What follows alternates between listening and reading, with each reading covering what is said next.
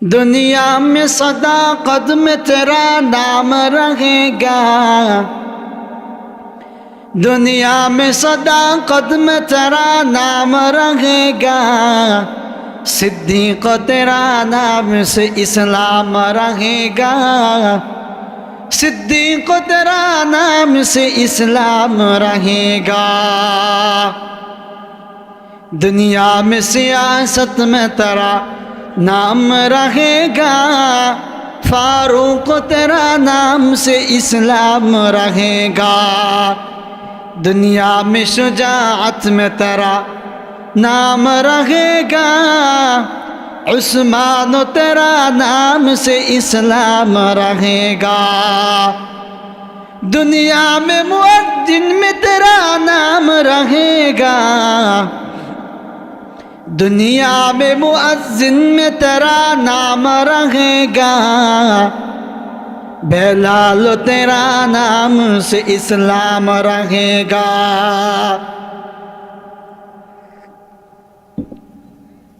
बेलाल एमन साहाबी,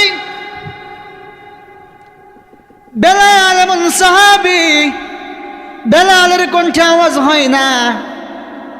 বাইতুল মামুর থেকে ফেরেশতারা এসেছেন। ইয়া রাসূলুল্লাহ, ইয়া হাবিবাল্লাহ, বেলাল কোথায়, বেলাল কোথায়? কেন, কি হয়েছে? আজকে কি আজান হয় নাই? আল্লাহ রাসূল বলে, আজকে আরো সুমধুর কণ্ঠে আওয়াজ হয়েছে, আরো সুমধুর কণ্ঠে আজান হয়েছে। ফেরেশতা বলে, ইয়া রাসূলুল্লাহ, ইয়া হাবিবাল্লাহ, আজকে কিন্তু আমরা আজানের আওয়াজ শুনি নাই। আজকে আজানের আওয়াজ না শোনার কারণে আমরা নামাজও পড়তে পারি নাই। ইয়া রাসূলুল্লাহ, ইয়া হাবিবাল্লাহ, বেলালের আজানের শব্দ ছাড়া আওয়াজ পৌঁছে না। এই জন্যই বেলালকে বলবেন আজান দেওয়ার জন্য। বেলালের কণ্ঠ এত সুমধুর কণ্ঠ, বেলালের কণ্ঠ এত সুমধুর কণ্ঠ যে দুনিয়ার 7 আসমান ভেদ করে বাইতুল মামুরে চলে যায়। বেলালের কণ্ঠ সুমধুর ছিল না, তার অন্তরটা সুন্দর ছিল। কি ছিল? অন্তর সুন্দর ছিল। এজন্যই তো রাসূল সাল্লাল্লাহু আলাইহি সাল্লাম মেরাজ থেকে ফিরে এসে বলেন, বেলাল, যখন আমি একা হয়ে গেলাম সিদরাতুল মুনতাহায়, একা একা খুব ভয় পাচ্ছিলাম, পাশে কেউ নাই, আমার সাথে আমার সফর সঙ্গী জিব্রাইলও নাই, আমি খুব ভয় পাচ্ছিলাম।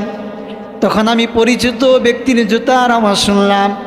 যখন আমি ভালো করে খেয়াল করলাম, তখন দেখলাম এটা অন্য কারো আওয়াজ নয়, এটা বেলালের খরমের আওয়াজ। বেলাল কেমন সাহাবী! ওমরকে ডেকে বলে, ওমর, এই যে আমার পিঠের ভিতর দাগ দেখতেছেন, বসন্ত রোগের দাগ নয়, কোনো ঘায়ের দাগ নয়। আমি ইসলাম গ্রহণের পর এত পরিমাণ নির্যাতন আমার উপরে করেছে, আমার পিঠের চামড়াগুলো গলে গিয়েছিল, আর এগুলো আমাকে নির্যাতনের পিঠের দাগ। আমার বেলালের গায়ে কখনো গা হয় নাই। তাই ওমর রাদিয়াল্লাহু তাআলা আনহু, যার কথা বলতেছিলাম, এত সাহসী সাহাবী ছিলেন, যার মেজাজের উপর আল্লাহ তাআলা কোরআন আয়াত নাজিল করেছেন।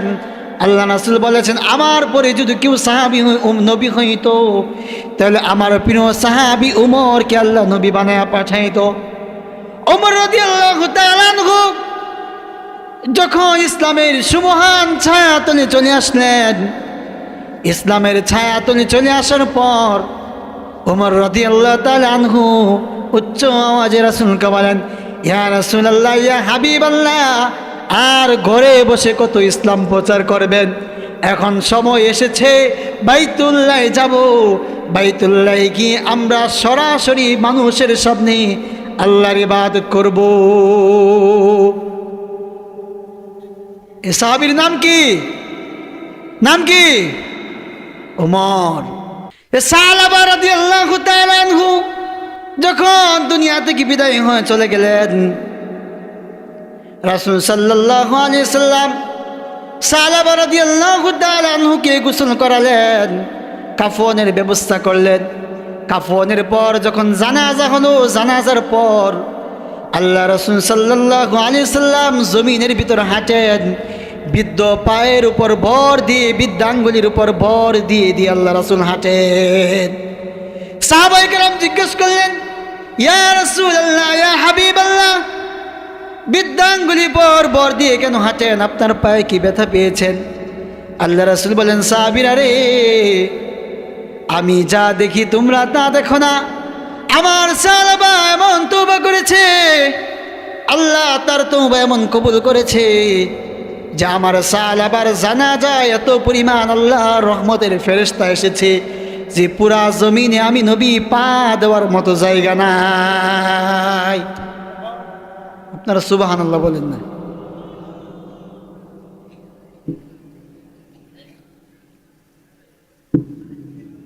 আমি অসুস্থ মানুষ, তারপরে কষ্ট করে বলতেছে, আপনারা সুবহানাল্লাহ বলেন না? কষ্ট পাইতেছি।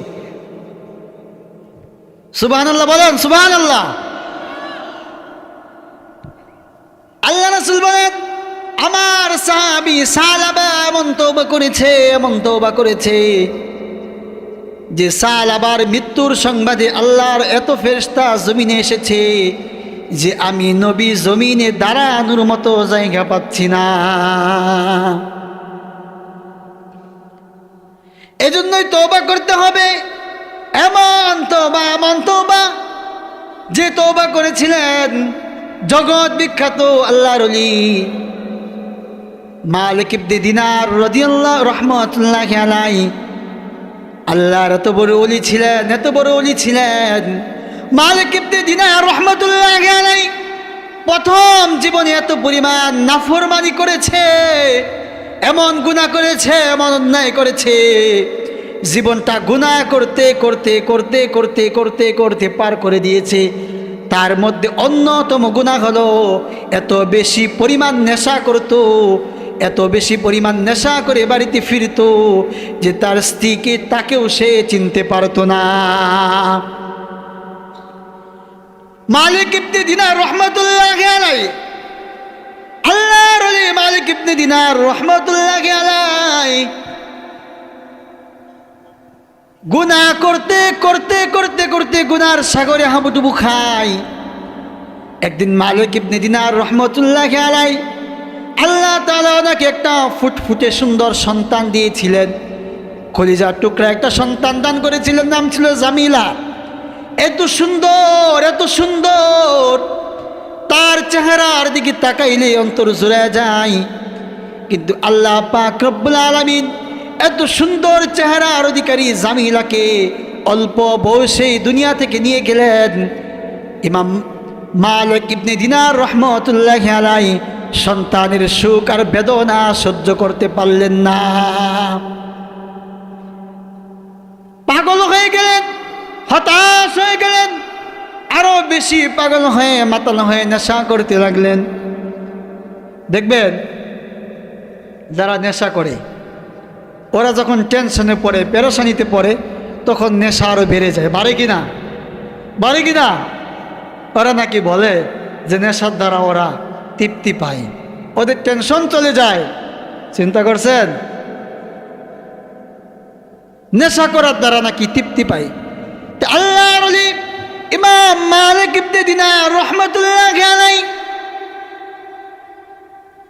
সন্তানের সুখে কাতর হয়ে গেলেন। এত সুন্দর ফুটফুটে সন্তান জামিলা দুনিয়া থেকে বিদায় হয়ে গেলেন, তার বিদায়ের সুখ আর সহ্য করতে পারলেন না, বেশি বেশি নেশা করতে লাগলেন। করতে করতে এমন এক রাত, যে রাতের কথা বললাম লাইলাতুন নিসফি মিন শাবান, শবে বরাতের রাত, শবে বরাতের রাত, মালিক ইবনে দিনার রাহমাতুল্লাহি আলাইহি নেশা করে ক্লান্ত শরীরে যখন ঘুমিয়ে পড়লেন, ঘুমের ঘুরে স্বপ্ন দেখলেন কিয়ামত কায়েম হয়ে গেছে, কিয়ামত কায়েম হয়ে গেছে। আল্লাহ পাক রব্বুল আলামিনের সামনে দাঁড়ালেন কিয়ামতের ময়দানে, আর পিছন থেকে বিশাল বড় এক সাপ তাকে তাড়া করছে। মালিক ইবনে দিনার রাহমাতুল্লাহি আলাইহি স্বপ্নের যুগে সাপকে দেখে যখন দৌড়াচ্ছেন, পিছন থেকে বিশাল বড় সাপ তাকে দাওয়া করতেছে। সামনের দিক থেকে দেখে একটা মুরব্বী মানুষ, দাড়ি পাকা মানুষ, তাকে বলে যে বাবা আমাকে একটু বাঁচান, পিছন দিক থেকে সাপ আমাকে তাড়া করতেছে। মুরব্বী বলে আমার দ্বারা সম্ভব নয়, আমি ওই সাপের পক্ষে বড় দুর্বল, আমি তোমাকে বাঁচাইতে পারবো না, ওই সাপ তো বড় ভয়ঙ্কর, আমি তোমাকে বাঁচাইতে পারবো না। দৌড়াইতে আল্লাহর ওলি এক পাহাড়ের চূড়ায় চলে যায়। পাহাড়ের চূড়ায় দাঁড়িয়ে দেখে ওই পাশে দাও দাও করে আগুন জ্বলে, আগুন জ্বলে। মালিক ইবনে দিনার রহমতুল্লাহি আলাইহি আগুন দেখিয়া তার কলিজা পর্যন্ত শুকাইয়া যায়। তখন পাহাড় দেখে যে ওই পাশে আরেকটা পাহাড়, এই পাহাড় থেকে দৌড়াইয়া যখন ওই পাহাড়ে যায়, ওই পাহাড়ে যাওয়ার পর দেখে একটা সুন্দর একটা ঘরের ভিতর যখন মালিক ইবনে দিনার রহমতুল্লাহি আলাইহি ঘরের দরজায় গিয়ে দাঁড়ালেন, মালিক ইবনে দিনারকে রহমতুল্লাহি আলাইহিকে দেখার পর ছোট ছোট কিছু বাচ্চা আসার পর বলতেছে যে আপনি কোথা থেকে আসলেন? মালিক ইবনে দিনার রহমতুল্লাহি আলাইহি ছোট ছোট বাচ্চাদেরকে বলতেছে তোমরা আমাকে বাঁচাও, আমার পিছনে বিশাল বড় সাপ আমাকে তাড়া করতেছে। তার মধ্যে থেকে ছোট একটি সন্তান, ফুটফুটে সুন্দর ওই জামিলা, মালিক ইবনে দিনার রহমতুল্লাহি আলাইহির সন্তান, মনে আসেনি? মারা গেছিল যে, মনে আছে? ওই ছোট বাচ্চা বলতেছে বাবা আমার, আসো আমার কাছে আসো। এই কথা বলার পর ওই ছোট বাচ্চা বাবাকে বুকে জড়াইয়া নিলেন। জড়াইয়া নেওয়ার পর বলতেছে সাপ তুমি চলে যাও। এই কথা বলার পর সাথে সাথে সাপ চলে গেল। সন্তান চোখের পানি ছেড়ে দিয়ে বলে বাবা গো, দুনিয়াতে তোমাকে দেখলাম নেশা করেছো, আমি বিদায় হয়ে গেলাম, এখনো নেশা ছাড়তে পারো না। বাবা তুমি জানো তোমার পিছনে যে সাপটা তাড়া করেছে, এটা কোনো সাপ নয়, তোমার বদ আমলগুলো তোমাকে তাড়া করছে। আর ওই যে বৃদ্ধ লোকটা ছিল সাপের কাছে বড় দুর্বল, ওইটা বৃদ্ধ লোক ছিল না, ওইটা তোমার জীবনের যত নেক আমল ছিল, এই নেক আমল তোমার বদ আমল এত বেশি বাড়ি যে তোমার বদ আমলের তুলনায় তোমার নেক আমল বড় তুচ্ছ। এই জন্যই তোমার এই বৃদ্ধ লোকটি সাপকে তাড়াইতে পারে নাই। বাবা আমার ফিরে আয়, আর গুনাহ করিও না। বাবা ফিরে আয়, আমি তোমার সন্তান জামিলা তোমার কাছে বলি বাবা আর অন্যায় করিও না। আর কত নফসের দোকায় নিজেকে কষ্ট দিবা, কত আরেকটু জোরে বলেন না। এজন্য গুনাহের পর তওবা করবেন তো? তওবা করতে পারবেন তো? তওবা করলে মালিক এত খুশি হয়। হাদিসের কিতাব বুখারীতে এসেছে, মুসলিমে এসেছে, তিরমিজিতে এসেছে। হাদিসের বিশুদ্ধ 3টা কিতাবে আল্লাহ রাসূলের সাহাবী আনাস ইবনে মালিক রাদিয়াল্লাহু তাআলা আনহু বর্ণনা করেন, এক পথিক সফরে রওনা হয়েছে। সফরে রওনা হওয়ার পর মরু প্রান্তরে সফর করতে করতে ক্লান্ত হয়ে গেলেন। ক্লান্ত শরীরে একটা গাছের নিচে শুয়ে পড়লেন।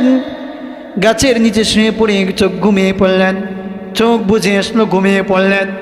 ঘুম থেকে জাগ্রত হওয়ার পর চোখ খুলে দেখে যে যানবাহনের উপর সওয়ার হয়ে এসেছিল তার উট, এবং উটের উপর তার পানি ছিল, খাবার ছিল। উট সমস্ত খাবার এবং পানি সহ হারিয়ে গিয়েছে। আল্লাহর বান্দা পেরেশান হয়ে গেল। এই মরুভূমি থেকে কোথায় যাবে, কোন দিকে যাবে? যাওয়ার কোনো পথ নাই। কোথায় যাবে, কোন দিকে যাবে, মৃত্যু ছাড়া আর কোনো পথ সে দেখে না। এই টেনশন করতে করতে করতে করতে আবার আল্লাহর বান্দা ঘুমিয়ে যায়। আবার যখন তার চোখ খুলে যায়, চোখ খুলে যাওয়ার পর দেখে তার যে যানবাহন ছিল, তার যে সওয়ারি ছিল, ওই উটটা তার পাশে আবার দাঁড়িয়ে আছে। সে এত বেশি খুশি হলেন, এত বেশি খুশি হলেন, সে আল্লাহকে ডেকে বলেন, আল্লাহুম্মা আনতা আবদি ওয়া আনা রাব্বুক। আল্লাহকে ডেকে বলেন, মালিক, ওগো আসমানের মালিক, জমিনের মালিক, তুমি আমার গোলাম, আমি তোমার মালিক। কথা বুঝছেন কি বলছে? মানে হারানো উট পাইছে, পায় এত বেশি খুশি হয়েছে, বলবে কি যে আপনি আমার মালিক, আমি আপনার গোলাম। সে বলছে কি, আমি আপনার মালিক, আপনি আমার গোলাম। আল্লাহ রাসূল হাদিসে বলেন, উম্মত আমার, তোমরা যখন গুনাহের পর তওবা করো, আমার মালিক ওই বান্দার চেয়েও বেশি খুশি হয়। তওবা করবেন তো ইনশাআল্লাহ? তওবা তো দামি জিনিস। আল্লাহ রাসূল সাল্লাল্লাহু আলাইহি সাল্লাম যখন নবুয়ত প্রাপ্তি হলেন, নবুয়ত প্রাপ্তির পর আল্লাহ রাসূলের সাহাবী আবু বকর, উমর, উসমান, আলী, তারা কি মুসলমান ছিল? নি মুসলমান ছিল? মুসলমান ছিল আগে? আগে কি মুসলমান ছিল? আরে উমর এমন সাহাবী তলোয়ার নিয়ে বের হইছে, তলোয়ার নিয়ে বের হইছে, আল্লাহ রাসূলের কল্লাকে দ্বিখণ্ডিত করে দিবে, এমন সাহাবী ছিল এই উমর রাদিয়াল্লাহু তাআলা আনহু। তওবা করে এমন সোনার মানুষ হয়েছে, রাসূল বলেন, আমার পরে যদি আর কেউ নবী হইতো, আমার আল্লাহ উমর নবী বানায়া পাঠাইতো। উমর রাদিয়াল্লাহু তাআলা আনহু, সাহাবায়ে কেরাম রাদিয়াল্লাহু তাআলা আনহু যখন ঈমান আনলো, তাদের উপর এত পরিমাণ নির্যাতন, এত পরিমাণ নির্যাতন। আল্লাহ রাসূলের সাহাবী হযরত বেলাল, বেলালের এমন কষ্ট দিছে, এমন কষ্ট দিছে। বেলাল একদিন ইসলামের সুদিন আসার পর বেলালের পিঠটা খুলিয়ে আল্লাহ রাসূলের সাহাবী উমরকে দেখায়, ওগো আল্লাহ রাসূলের সাহাবী উমর,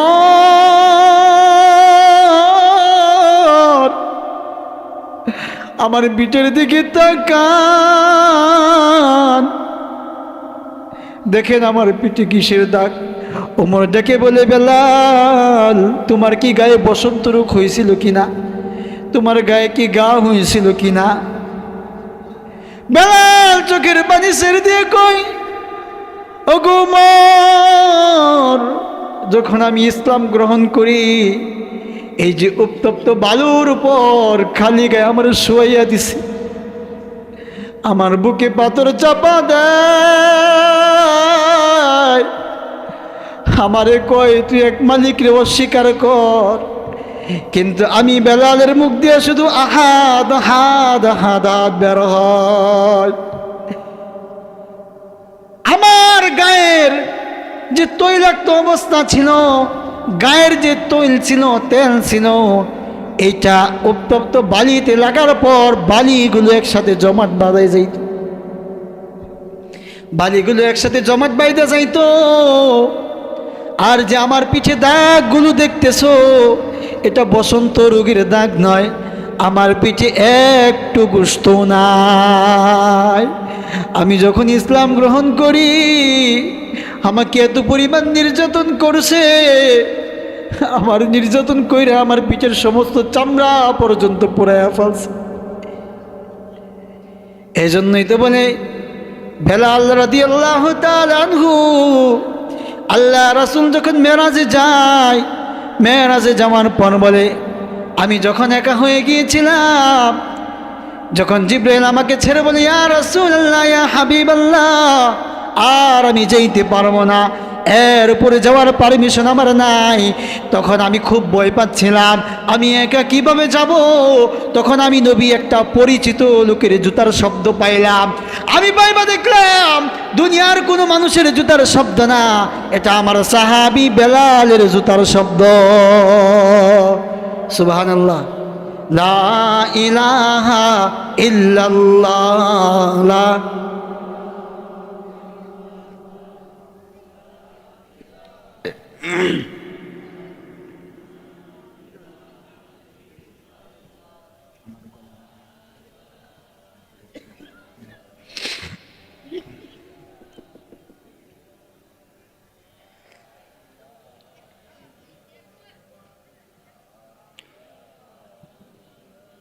ছেড়ে দিব নাকি? ছেড়ে দিব, ছেড়ে দিব। লা ইলাহা ইল্লাল্লাহু মুহাম্মাদুর রাসূলুল্লাহ। दुनिया में सदा कदम तेरा नाम रहेगा, दुनिया में सदा कदम तेरा नाम रहेगा, सिद्दीक तेरा नाम से इस्लाम रहेगा, सिद्दीक तेरा नाम से इस्लाम रहेगा। दुनिया में सियासत में तेरा नाम रहेगा, फारूक तेरा नाम से इस्लाम रहेगा। दुनिया में शुजाअत में तेरा नाम रहेगा, उस्मान तेरा नाम से इस्लाम रहेगा। दुनिया में मुअज्जिन में तेरा नाम रहेगा, दुनिया में मुअज्जिन में तेरा नाम रहेगा, बेलाल तेरा नाम से इस्लाम रहेगा।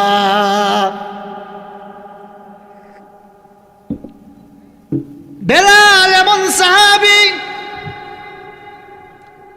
বেলাল এমন সাহাবী, বেলালের কণ্ঠে আওয়াজ হয় না। বাইতুল মামুর থেকে ফেরেশতারা এসেছেন, ইয়া রাসূলুল্লাহ, ইয়া হাবিবাল্লাহ, বেলাল কোথায়, বেলাল কোথায়? কেন, কি হয়েছে? আজকে কি আজান হয় নাই? আল্লাহ রাসূল বলে, আজকে আরো সুমধুর কণ্ঠে আওয়াজ হয়েছে, আরো সুমধুর কণ্ঠে আজান হয়েছে। ফেরেশতা বলে, ইয়া রাসূলুল্লাহ, ইয়া হাবিবাল্লাহ, আজকে কিন্তু আমরা আজানের আওয়াজ শুনি নাই। আজকে আজানের আওয়াজ না শোনার কারণে আমরা নামাজও পড়তে পারি নাই। ইয়া রাসূলুল্লাহ, ইয়া হাবিবাল্লাহ, বেলালের আজানের শব্দ ছাড়া আওয়াজ পৌঁছে না, এই জন্যই বেলালকে বলবেন আজান দেওয়ার জন্য।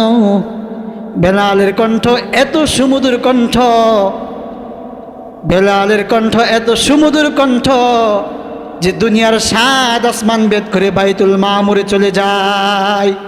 বেলালের কণ্ঠ সুমধুর ছিল না, তার অন্তরটা সুন্দর ছিল। কি ছিল?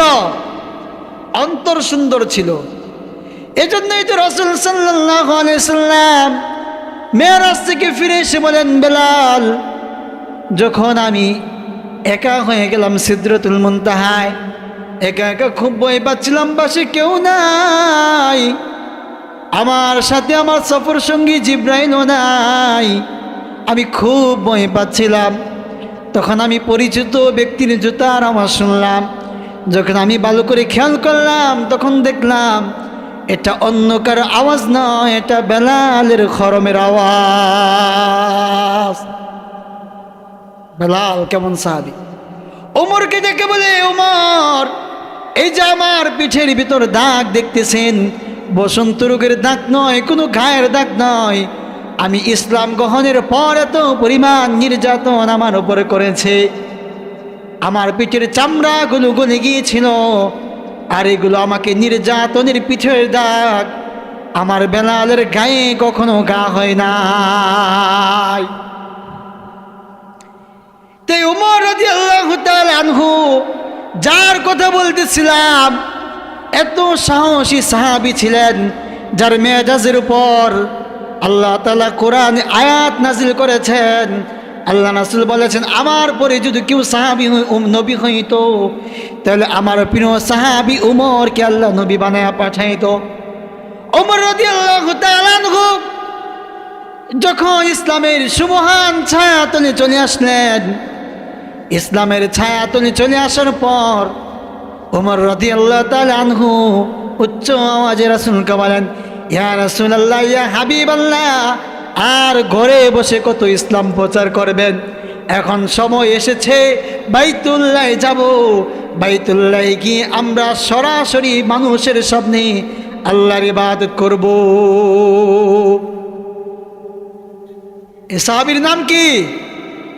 নাম কি? ওমর।